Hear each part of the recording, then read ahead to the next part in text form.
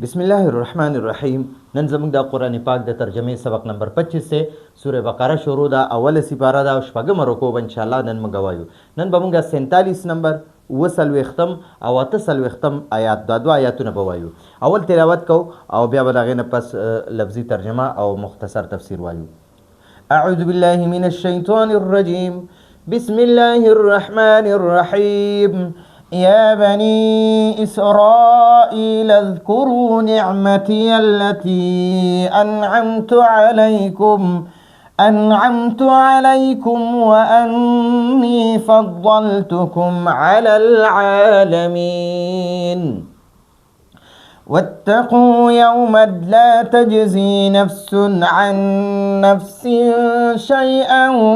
ولا يقبل منها شفاعة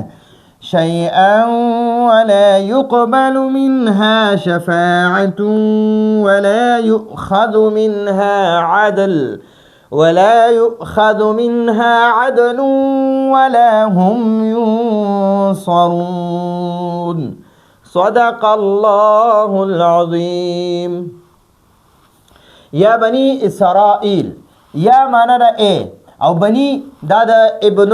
جمع دا ابن جمع دا او بنی معنی دا زامنو بچو او اسرائیل نو دا د یعقوب علیہ السلام لقب دی. نو د دې معنی شو یا بنی اسرائیل معنی دا اے د یعقوب علیہ السلام بچو، اے د یعقوب علیہ السلام اولادا.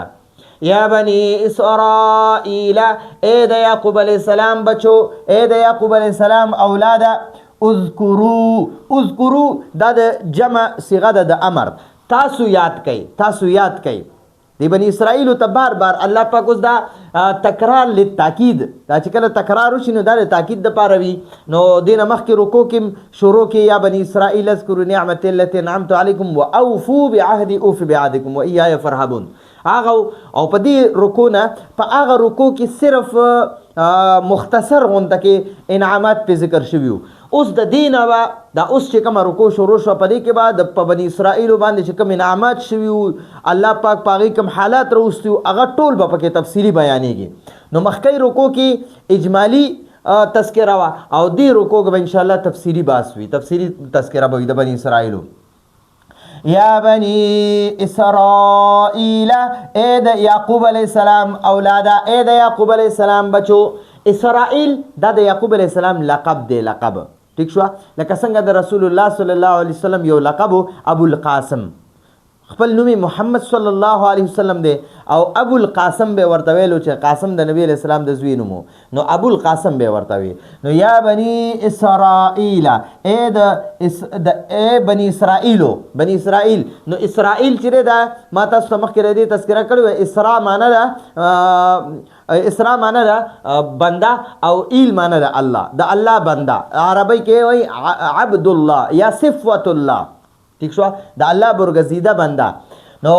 یا بنی اسرائیل اے بنی اسرائیل اے د یعقوب علیہ السلام اولاده. اذکرو تاسو یاد کئ. اذکر چې یو سړی ته چې ته یاد کړو هغه ته به اذکر، او چې ډیرو ته تاسو یاد کړو هغه ته به اذکرو. تاسو ټول یاد کئ. د مدینه منورې کې چې کوم يهوديانو او د مدینه منورې نه اطرافو کې چې کوم يهوديانو هغه ته وای چې تاسو یاد کئ نعمت معنا جنس نعمت، ټول هغه نعمتونه التي یعنی زما هغه نعمتونه د نعمت ته وای او د ریا معنا زما نعمتي، زما نعمتونه، زما جنس نعمت، زما څومره نعمتونه چې هغه ټول یاد کړئ. التي هغه نعمتونه کم چې انعمت ما کړیو، انعمت معنا ما انعام وکړو علیکم پتا سو باندې، اے علی آبائکم، علیکم معنا علی آبائکم تاسو په آبا او اجداد باندې، تاسو په پلار نیکونو باندې چې ما کم انعامات کړی هغه یاد کړئ. نو په هغه انعاماتو کې د یهودو باندې انعامات سو د مدینه منورې یهودو ته الله پاک فرمایي چې ما په تاسو انعامونه وکړه، انعامات مې در باندې وکړه، خپل احسانات مې در باندې وکړه. نو هغه حالانکه په هغه یهودو باندې نو خو د هغې په پلارانو نیکونو باندې الله پاک هغه انعامات کړي. نو هغه انعاماتو کې څه چې الله جل جلاله پکې پیغمبري م ورکړې وه، بلاشه په زرګاو پیغمبران پکې الله پاک را لېږلي دي. بعض مفسرین لیکلي چې د ایوب علیه السلام نه والا د ایوب علیه السلام نه، د یعقوب علیه السلام نه، یعقوب علیه السلام نه والا تر د عیسی علیه السلام پورې او یا زره پیغمبران پر بنی اسرائیلو کې الله را لېږلي دي. او بیا په هغې کې د هغې نیکان بندګان هم وو، د هغې پیروکار چې وو، د تابعدار بندګان د الله پاک د دې صحابه د پیغمبرانو چې به تابعداري کوله هغه کسان هم پکې وو. نو الله پاک ورته فرمایي بني اسرائیلو ته، ای بني اسرائیلو تاسو یاد کړئ نعمتي زما نعمتونه التي هغه نعمتونه کوم چې انعمتم ما کړي و علیکم په تاسو باندې. نو مراد دی پلار نیکونه باندې احسانات دي. وانی او یقینا ما فضلتو فضیلت درکړو، فضیلت درکو کوم تاسو له، ما تاسو له فضیلت درکو، ما تاسو له یو لوی فضیلت درکو علی العالمین. عالمین دا د عالم جمع ده، د عالم جمع عالم یو جهان ته وي او عالمین معنا ټول جهانونه. نو مفسرین بیا وایي عالمی زمانهم، دا غوی په زمانه کې چې څومره خلکو نو الله دې بنی اسرائیل له پکې فضیلت ورکړو، د دې اوچته مرتبه وا. په دې زمانه کې يهوديانو له الله پاک مرتبه نه ورکړي. ګوره قرآن پاک کې مخکې را روان دي ان شاء الله سلورمه سپاره کې به تاسو به وایي نبی علیہ السلام دا امت چې کوم اخیری امت ته د نبی علیہ السلام دې ته الله پاک ورکړي کنتم خیر امه، دا بهترین او غوره امت ته. کنتم خیر امتین اخرجت للناس، د خلکو ته د نفع رسولو لپاره را لېږلي شوي او راوښکلي شوي. تأمرون بالمعروف وتنهون عن المنکر وتؤمنون بالله، تاسو به خلکو ته د ښې خبرو دعوت ورکوئ، د بدو خبرونو او بد کارونو نه به منع کوئ او په الله به ایمان لرئ. نو دا الله پاک دې امت چې دی که نه دې امت له الله فضیلت ورکړی دی. نو او الته بنی اسرائیل ته وی وانی فضلتکم علی العالمین، ای عالمی زمانهم، د اغوی په زمانه کې وا، د اغوی د یهودو په زمانه کې وا، یعنی چې اغوی پیغمبران پکم پکې وو، سونه پیغمبران چې پکې وو، یعنی یعقوب علیه السلام نو اخلا عیسی علیه السلام پورې سونه پیغمبران چې دي. نو بعض مفسرین او یا زره پیغمبران لیکلي. نو یو فضیلت خدا شو چې پاغي کې او یا زره پیغمبران را لېږلي. دویم فضیلت دار چې دغه مدینه منورې کم یهودو د دې چې کما مشرانو په هغه کې کم پیغمبران نو کنه، نو هغه د پیغمبرانو پیروکارو، د هغه تابعدارو او علماو پکې، صلحاو پکې، متقیانو پکې، الله پاک سره به څوک شریک نه جوړول. نو هغه ځکه ول الله فضیلت ورکړو علی العالمین په ټولو جهانونو باندې. نو د هغه زمانه د هغوی په زمانه کې د هغوی زمانه کې چې کم عالمونه په هغوی باندې الله پاک فضیلت ورکړو. په دې زمانه کې نه مفسرین وایي او تفسیر جلالین هم لیکلی دي علی العالمین، ای عالمی زمانهم، دا غوی په زمانه کې الله پاک په ټول زمانه کې الله فضیلت ورکړو په ټول جهانونو باندې دغه بنی اسرائیلو لا. نو اول نعمت خو په بنی اسرائیلو داو چې ای بنی اسرائیلو تاسو زما نعمتونه یاد کړئ. اول نعمت سو چې تاسو پلارانو نیکونو لا ما مرتبه ورکړو او فضیلت مې ورله ورکړو په ټول جهانونو باندې. ٹھیک شو؟ اوس ورته دویمه خبره کوي چې ګوره تاسو له خو ما کومه مقام او مرتبه درکړې وه، نو پکار دی چې تاسو محمد صلی الله علیه وسلم باندې ایمان راوړئ او قرآن پاک باندې ایمان راوړئ او دا حق او سچ ومنئ. که چېرته تاسو داسې نه کوئ، که چېرته تاسو داسې محمد صلی الله علیه وسلم ایمان نه راوړئ او قرآن پاک باندې ایمان نه راوړئ، نو واتقو، نو بیا تاسو ویریږئ. دا واتقو په اصل کې دی اتقو، چې یو سړي ته ته ویریږه نو هغه ته به اتقي اتقی معنا ته ویریږه. او چې ډیرو کسانو ته تاسو ویریږئ نو هغې ته به وایي اتقو، تاسو ټول ویریږئ، اتقو. خو چې کله د دې اتقو نه مخکې واو ولګي که نه، نو د دې الف دا حرکت نه ویلی کېږي، دا بیا موږ وایو واتقو. او تاسو ویریږئ، او تاسو ویریږئ. که تاسو ګوره ما خو تاسو باندې ډېر نعمتونه کړي وو، او نعمتونه مخکې را روان دي. د فرعون نه نجات درله درکو، بیا دغه شانتې ورپسې دریای قلزم کې درله لارې درکړې، بیا په میدان تیح کې د باندې دغه وکړه ورېځې راوستې، هغې د باندې د هغې د وجې د باندې سوری وکړو، بیا ډېر نعمتونه در باندې وکړل. خو په هغې کې یو نعمت دا و چې انی فضلتکم، ای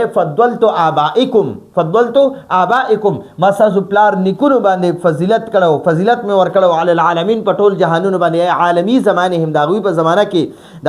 زمانہ کې مې په ټول دنیا باندې فضیلت ورکړو په دې زمانہ کې ګوره محمد صلی الله علیه وسلم د امت د ټولو افضل ترین امت ته د قران د نور آیاتونو نه دغه معلومیږي کنتم خیر امه اخرجت للناس کنتم خیر امه الله په قران کې فرمایي اے محمد صلی الله علیه وسلم کنتم خیر امه استاد امت د ټولو افضل ترین امت ته او اخرجت للناس خلق ته د نفع رسول د پاره مې را لګلې دي تأمرون بالمعروف انا فدار چې دا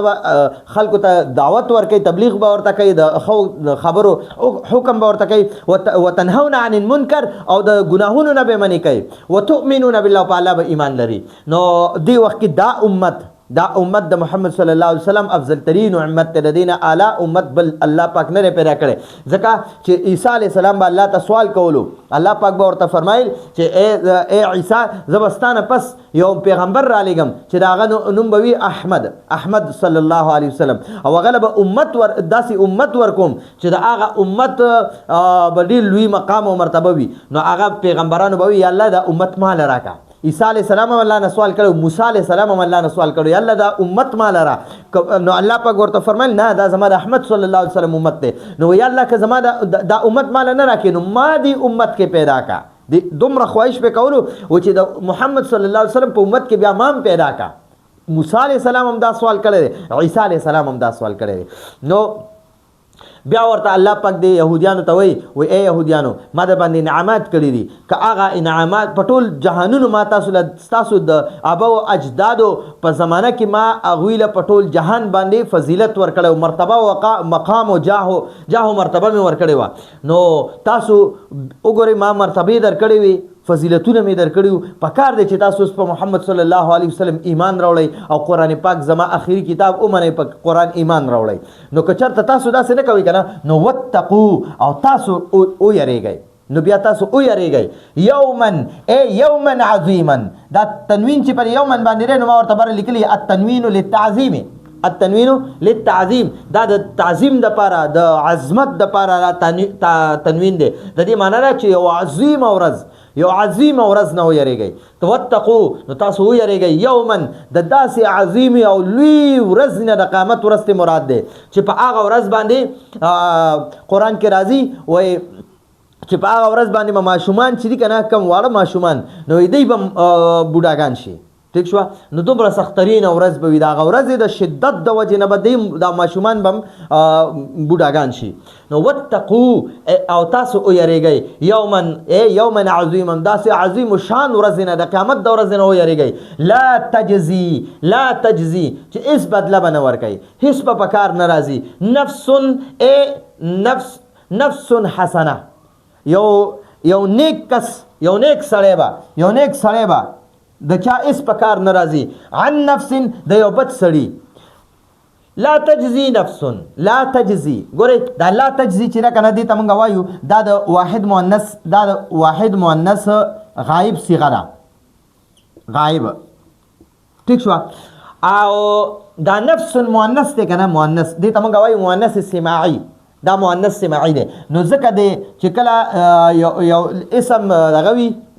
مؤنث سماعي وي یا عام مؤنث وي مؤنث لفظي وغیره وي نو د هغې دپاره به بیا دا واحد مؤنث صیغه راوړي واحد مؤنث غایب صیغه راوړلی کېږي نو لا تجزي معنی را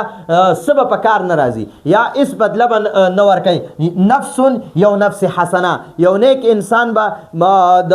بالکل په کار نه راځي عن نفس د یو بد انسان د قیامت په ورځ به یو نیک انسان د یو بد انسان په کار نشي راتلی لکه ګورئ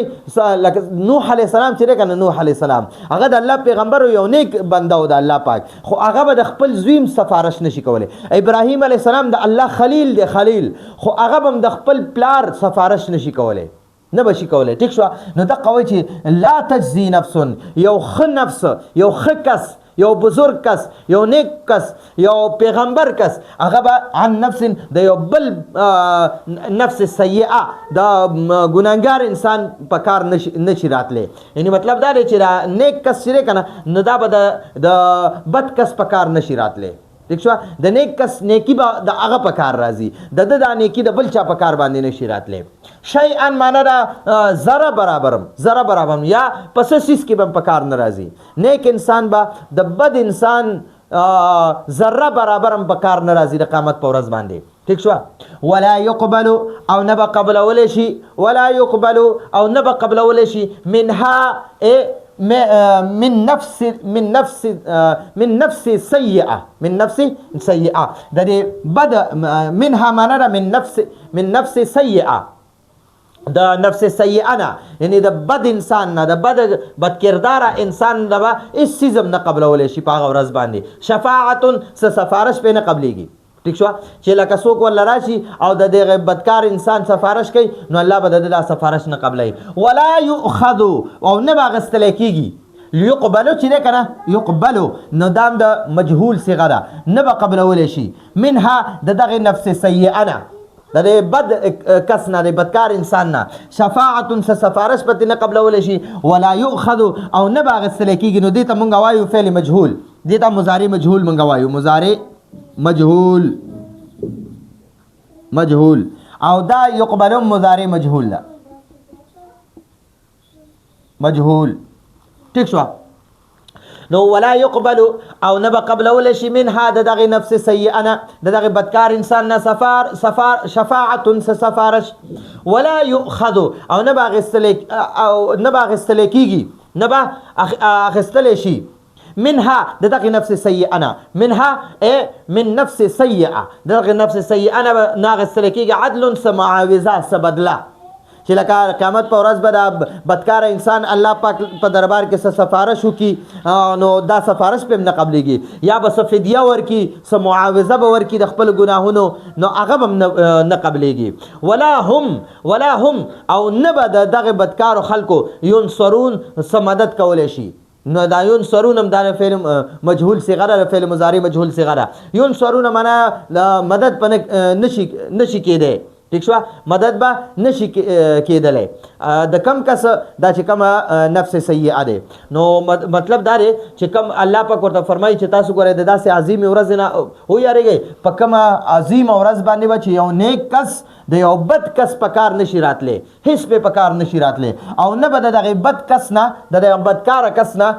د دې بدکاره کس سفارش قبلولی شي د دغې بدکاره کس چې که څوک سفارشي رامولي نو د هغه سفارش په هم نه قبلیږي ولا یؤخذ منها او نه به د دغې بدکاره کس نه څه معاوضه څه فدیه څه سفارش اخیستلی کېږي لکه مثلا رشوت وغیره ټیک شوه چې نن سبا څوک په جیل تاڼه کې ګیر شي رشوت ورکړي ځان پرې راخلاص کړي نو قیامت په ورځ باندې دقه هم نشي کېدی ولا هم ینصرون او نه به د دوی څوک مدد کولی شي نو دغه یهودیانو ته وایي چې ګوره سخترین ورځ را روانه ده په هغه ورځ به دغه د بني اسرائیل د یهودیانو به څه وایي نحن ابناء الله واحباؤه نحن ابناء الله واحباؤه مونږ چې هر څومره ګناهونه کوو وایي مونږ د الله بچي یو نعوذ بالله او وایي مونږ د الله نیازبین یو نیازبین نو وایي زمونږ مشران د الله نیازبین و د الله بچي یو نو وایي زمونږ مشران به زمونږ په کار راځي نو الله پاک ورته فرمایي چې ګورئ نفس یا واتقوا یوما داسې عظیمه ورځ نه ویرېږئ لا تجزي نفس عن نفس چې یو نیک انسان به د یو بد انسان په کار نشي راتلی شیئا هیڅ سیسکم یعنی ذره برابر به په کار نه راځي دا ستا که پلاران نیکونه پیغمبرانو یا په پلاران نیکونو کې عالمانو او برحق او هغې ته پته وه که زموږ په زمانه کې محمد رسول الله صلی الله علیه وسلم راشي نو موږ به په ایمان راوړو په قرآن باندې به ایمان راوړو نو هغه برحقه خلک وو هغه نیکان او بزرګان خلک وو خو یاد وساتئ ګورئ هغه بزرګان او هغه نیکان او هغه پیغمبران ستا سفارش د قیامت په ورځ نشي کولی چې ته بدکاریانې کې او ته په قرآن ایمان نه راوړې ته په محمد صلی الله علیه وسلم ایمان نه راوړې نو ګورئ هغه پیغمبران هم بیا تا د دغې نه نشي بچ کولی ستا سفارش بیا نشي کولی او دا سفارش دا ګورئ هر چاته دا ډیګري الله نه ورکوي د سفارش دا محمد صلی الله علیه وسلم ته الله پاک دا د سفارش دا دغه به ورکوي مرتبه به ورکوي او بل قرآن کې الله پاک فرمایي د آیات الکرسی کې دی شفاعت چې الله الا باذنه شفاعت الله چاله نه ورکوي سفارش دا مرتبه به الله چاله نه ورکوي الا باذنه مگر چاته چې الله وغواړي چاته چې الله د سفارش اجازت ورکړي نو هغه کس به سفارش کولی شي که چاله الله مرتبه او دا اجازت نه ورکړي نو هغه کس سفارش نشي کولی نو دلته کې ورته وایي واتقوا او تاسو ویریږئ یوما عظیما داسې عظیم ورځ نه د قیامت د سخترین او عظیم او غټې ورځ نه چې لا تجزي نفس یو ښه کس به هیڅ په کار نشي راتلی عن نفس د یو بد کس په کار به نشي راتلی شیئا په څه څیز کې یا ذره برابر به په کار نشي راتلی د قیامت په سخته ورځ باندې ولا يقبل او نه به قبلولی شي منها د دغې نفس سیئه نه د دغې بدکار کس نه شفاعة سفارش د دې بدکار کس دپاره که څوک سفارشي راشي نو د هغه سفارش به هم نه قبلولی کېږي ولا یؤخذ منها او نه به اخیستلی کېږي منها د دغې بدکار انسان نه عدل څه معاوضه یا څه فدیه چې یاره دا پې معاف کړی شي دغه به هم نه کېږي ولا هم ینصرون او نه به د هغې څوک مدد کولی شي نو دا ورته الله پاک یو تنبیه ورکړه یو وارننګ یې ورله ورکړو یو دغه ورته یو یره ورله ورکړه چې ګوره که تاسو وایئ چې یاره مونږ نحنو ابناء الله و احباؤ مونږ د الله بچي یو د الله نیازبین یو نو مونږ به الله پاک وبخي نو دا هېڅکله هم نشي کېدی او قرآن کې الله پاک فرمایي دا قرآن پاک کې وایي چې دوی به وایي دغه چې دی دا یهودیان نو دوی وایي چې یاره مونږ یو څو ورځې به په جهنم کې اوسو خو واپس به الله وباسي نو داسې هېڅکله هم نشي کېدی نو دغه زمونږ تفسیر هم ورسره او لفظي ترجمه هم وه اوس یو ځل بیا لفظي ترجمه وایو نو دغه بیا ځان سره یادوئ یا بني اسرائیل ای د اسرائیل بچو ای د یعقوب علیه السلام بچو دا اسرائیل د یعقوب علیه السلام لقب دی نو موږ به ووایو ای د یعقوب علیه السلام بچو ای د یعقوب علیه السلام بچو نو د یا معنی موږ وکړه ای او بیا مې د اسرائیل معنی وکړه یعقوب علیه السلام او بني معنی مو وکړه بچو نو ای د یعقوب علیه السلام بچو اذکرو تاسو یاد کئ نعمتي زما نعمت جنس نعمت ټول نعمتونه یادې التي کم نعمتونه چې انعمتو ما کړی وو انعمتو دا د فعل ماضي واحد متکلم صيغه ده انعمتو ما کړی وو علیکم ای علی آبائکم پتاسو باندې یعنی ستاسو آبا او اجداد باندې ستاسو پلارانو نیکونو باندې وانی او یقینا ما یا بشک ما فضلتو فضیلت درکړو فضلتکم ما تاسو له فضیلت درکو اے فضلت آبائکم ساسو آبا او اجداد لما فضیلت ورکو علی العالمین پټول جهانونو باندې اے عالمی زمانهم دا غوی په زمانہ کې می پټول جهانونو باندې فضیلت ورکو دې زمانہ کې محمد صلی الله علیه وسلم الله پاک فضیلت ورکړي او د دې امت مقابله یو امت هم نشي کولای واتقوا او تاسو یریږئ یوما عظیما د داسې عظیم ورځ نه د قیامت د ورځ نه لا تجزي نفس چې هیڅ یو نیک کس په کار نه راځي عن نفس د یو بل بدکار کس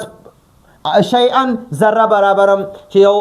ښه کس په د یو بد کس ذره برابر په کار نه راځي ولا يقبل او نه به قبلولی شي منها د دغه بدکار انسان نه د نفس سیئه من سره چې کوم دا ها ضمیر دی نو دا دی دویم نفس تا دی نفس سیئه ته راجع دی منها ای د دغه نفس سیئه نه شفاعة سفارش ولا یؤخذ او نه به اخیستلی شي منها د دغه نفس سیئه نه د منها سره چې کوم دا ها دی نو دا د نفس سیئه ته راجع دی منها د دغه نفس سیئه نه عدل څه معاوضه څه بدله سفیدیا ولا هم او نبا د هغوی ینصرون سمدد کولی شي نو دا زمونږ د نن ورځې درسو لفظي ترجمه مو کړه ورسره مختصر تفسیر مو کو ورسره تلاوت مو کو نو دا زمونږ د نن ورځې درسو راتلونکي درس پر اجازه غواړو هذا هو المرام والله اعلم بحقيقة الكلام